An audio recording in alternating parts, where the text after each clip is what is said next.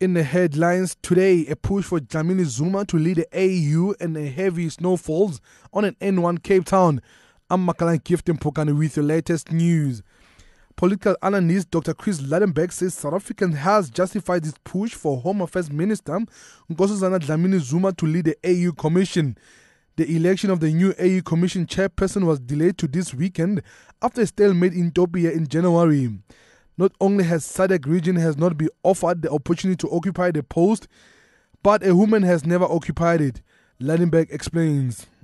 SADC does have a very important claim to say it is our turn. The issue at hand is that there is an unspoken rule amongst the so-called top five, the big five countries, and then the smaller countries, that the executive position of the Commission itself, the African Union Commission, should not go to one of the top five, Libya, Egypt, Algeria, Nigeria, and South Africa, because these five are also responsible for 75% of the budget.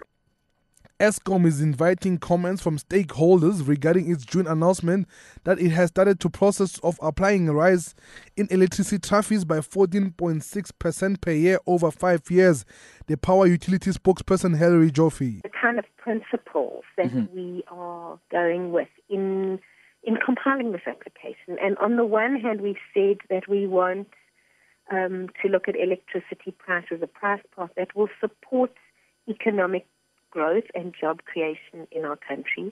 And on the other hand, we are trying to balance that with the need to have an electricity industry and an Eskom which is financially sustainable and viable.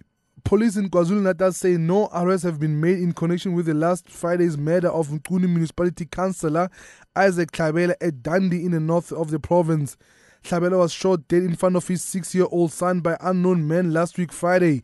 Police spokesperson Thulani Zwane. Mr. Tlhabela stood for peace, he stood for unity, he stood for development, and he stood for the life of the people who are in abject poverty and those who are suffering from HIV/AIDS.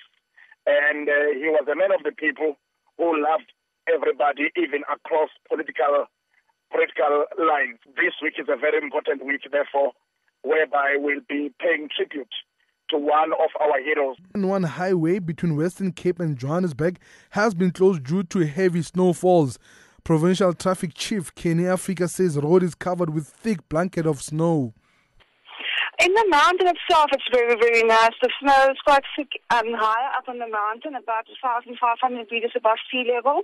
So that gives you just over half of the mountain is covered in snow. But lower down, there's absolutely nothing.